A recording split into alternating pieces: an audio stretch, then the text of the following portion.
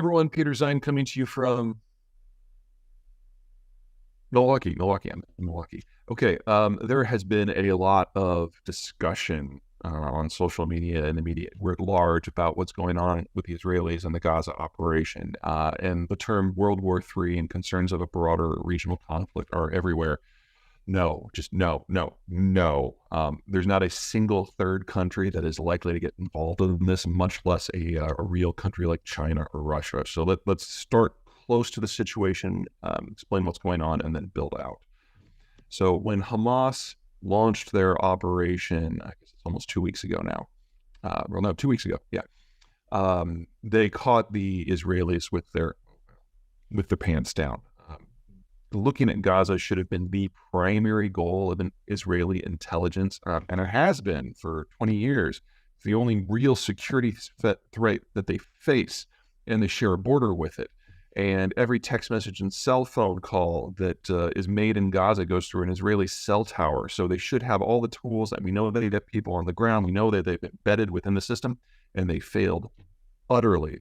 So the only solution they have for rooting out Hamas is to go into the Gaza Strip and go house to house through an area twice the size of the District of Columbia with a population of 2.3 million and physically rip up everything from the roots. And that is a process that won't take weeks or months. That will take years. And when they're done, they will then have to decide if they want to stay and occupy it and run it themselves, which they really don't want to, or they leave and just let the next generation of whatever the replacement is for Hamas grow up. It's an ugly situation, but it is a tempest in a teapot. Let's go for the region. The only country aside from Israel that Gaza borders is Egypt. And people forget that the Egyptians controlled the territory from 1949 to 1973 and hated it. I'd say that the only people that the Palestinians are more disliked by than, say, the Israelis are the Egyptians. And there's absolutely no love lost. And it took Biden personally interceding to get the Egyptians to agree to allow aid into the southern crossings into Gaza, because the Egyptians would be thrilled if everyone in Gaza just dies. Jordan is a non-factor. Jordan, it doesn't really have a military worthy of the name anymore. And anyway, it's a satellite state of Israel. So no problem there. Syria is in civil war, and most of the fighting is going on in the northwest and the northeast parts of the country, which leaves the south. Now, the south is primarily populated by Druze who don't really care for the central government at all, but have sat out the war. And then you've got the Golan, which is unpopulated. So any effort by the central government or by, say, Iranian proxies in Syria would have to relocate forces from a hot front to open up a new hot front where there's a buffer zone anyway, and their chances of doing anything are very, very slim. I mean, this is not the Syria of 1972 when it had a military. It's been ravaged by the war and everything's locked down. So they're a non-factor. Then you've got Lebanon. Lebanon is a borderline failed state. Hezbollah is the militant group that is there. And they certainly don't care for the Israelis at all. But there's two things that hold them back. Number one, they are part of the national government. So there are other factions in Lebanon that would politically restrain them if they get too uppity, because they know that in the Israelis' current state of mind, the Israelis would not think twice of sending in some assassins and just wiping out the entire government. And that is a very focusing factor for the non-Hezbollah factions within Lebanon. And then second, while Lebanon could definitely send, Hezbollah could definitely send a lot of rockets into northern Israel, that doesn't change what's going on in Gaza or honestly overly shift the military disposition of the Israeli army. And Hezbollah doesn't have an army. If they were to launch a ground invasion, they would be massacred. So they are definitely the faction to watch, but the chances of them doing anything meaningful are very, very low. All right, next let the countries up. Iran. The Iranians don't have anything they can really do directly. They could launch some long-range missiles. All that would do would be generate a huge amount of international condemnation and get all the sanctions slammed back in a matter of seconds. Might even get the United States to do some slow boat trips by all of their oil platforms and just blow them to hell. We did that back in the 1980s. The target to watch there is a place called Karg Island, which is their only oil offloading facility. You take that online, that's the end of the entire export industry. for Iran. So it's a question about whether they would risk that in order to do something symbolic that would have absolutely no impact on the ground. They also have militants in Syria, but again, they're on the wrong side of the country and they're already engaged. And if they crossed into Druze territory, that would be interesting because the Druze are badass. Okay. They have always considered Hamas to be disposable. Hamas is Sunni and Arab, whereas the Iranians are Persian and Shia. And so the official position of the Iranian government is that Hamas, like all Sunni Arabs, are apostates and therefore should be wiped out. And their alliance with them is purely tactical, and they have played that card, and now it will be destroyed, and they'll have to find a new card. That's Iran. That's Iran's entire position here. The only country that really matters, and it's not from a military point of view here, is Saudi Arabia, because the Saudi Arabians were carrying out talks with the Israelis on normalization. The idea would be that if you can get the major Arab states to recognize the existence of Israel, then eventually you'll have this Arab wall versus the Iranians, and it doesn't matter what the Americans think anymore because it's all taken care of. The debate here is whether to continue with those talks. There's a generational split in Saudi Arabia. The older generation, the King Salman, likes the idea of championing the Palestinian cause and would think that if we're going to normalize, we should get something of real substance for the Palestinians. Maybe it's more control of the West Bank. Maybe it's more self-governance. Maybe it's more money. Maybe it's official statehood. They're flexible in what that thing is as long as it's real. And then you got the younger generation of the Crown Prince, Mohammed bin Salman. He's the guy who likes to dismember and barbecue journalists, who couldn't care less about the Palestinians. He just wants them to all go away so he can get on with reshaping the region under his leadership. Think of King Salman as the CEO who spends a lot of time fishing, and Mohammed bin Salman, the Crown Prince, as the COO who actually runs the shop. And we're going to find out in the next month who actually is the major decision maker based on how this decision vis-a-vis Israel goes. But no one in Saudi Arabia is talking about resurrecting the sort of policies that Saudi Arabia enacted back in the 1970s when they created OPEC and basically shut down global oil markets until Israel was punished.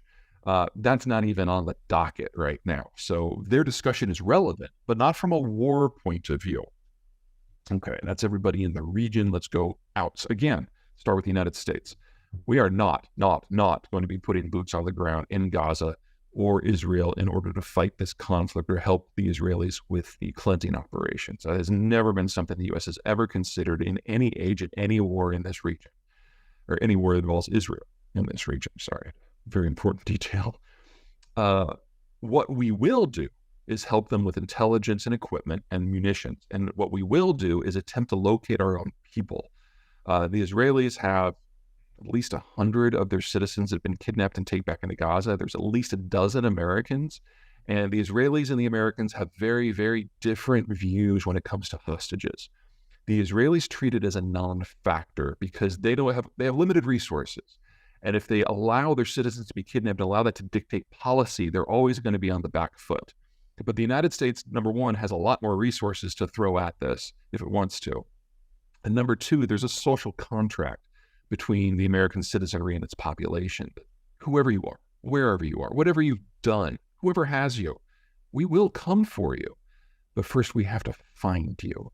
And so the reason that we've got an amphibious assault group, an MEU, streaming into the area is so that the Marines and the Special Forces have a platform to operate from. And there's already very credible information that some special forces are already on the ground in Israel liaison with the Israelis on intelligence issues. Hopefully they'll be found.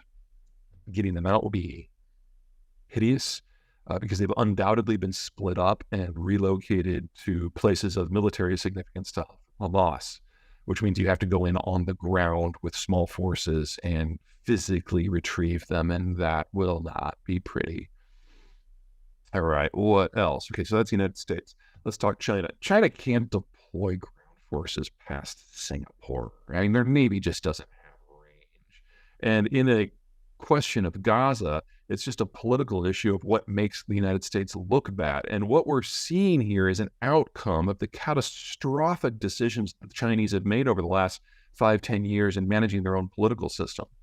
Chairman Xi has executed the messenger so many times that no one will bring him information, and he's making decisions in the dark, and the bureaucracy has kind of run wild trying to make the cult of personality happy. So they've sided firmly with the Palestinians so far, which is making a lot of people take note. Under normal circumstances, I would say that the Chinese have no interest in partnering with Iran because they're the world's largest oil importer, and the Saudis are the world's largest oil exporter. And so they would sell out the Iranians in a heartbeat if it meant they could get a better deal with the Saudis over the long run. The concern with saying that firmly today is that decision-making in the Forbidden City has collapsed so completely that it's not even clear what degree to which Xi is personally aware of what's going on in the Middle East at all. I'm guessing he knows more than he normally would because Putin was just in town as part of the Belt and Road Summit, and he probably got an earful and probably requested some more information for himself. But the capacity of China to play in this field is ridiculous. And them siding with the Palestinians when they're more dependent upon the Arab states for their energy security is something that has been noted in Riyadh and Abu Dhabi and in Kuwait City and all the others. The Chinese are dramatically out of touch. But regardless, they don't have the capacity to put boots on the ground in this region. And then finally, you've got Russia. I don't know if you guys have noticed this, but the Russians are in a war in Ukraine that is using all of their military bandwidth. And they're having a hard time operating in the Black Sea, and they can't get forces out of the Black Sea at wartime under a treaty called the Treaty of Montreux. So they could like fly them commercially. Where would you fly them to? Can't go to Jordan, can't go to Israel, can't go to Egypt. Okay, yeah, there's absolutely nothing. You'd have to fly a commercial jet over the area and then like parachute out the emergency exits. I mean, it's just asinine. Okay, so there is no one who is going to be sending troops into any sort of meaningful military operation in this area. This is between Hamas and the Gazans and Israel, and that's it. Economically, there's nothing in play here. This region, Israel, Palestine, produces nothing, transits nothing, and consumes very little. There's not an oil story here. There's not a lithium story here. There's not an agricultural story here. There's a horrible cleansing operation that's about to begin, and that's enough. But that doesn't mean escalation is going to happen at all.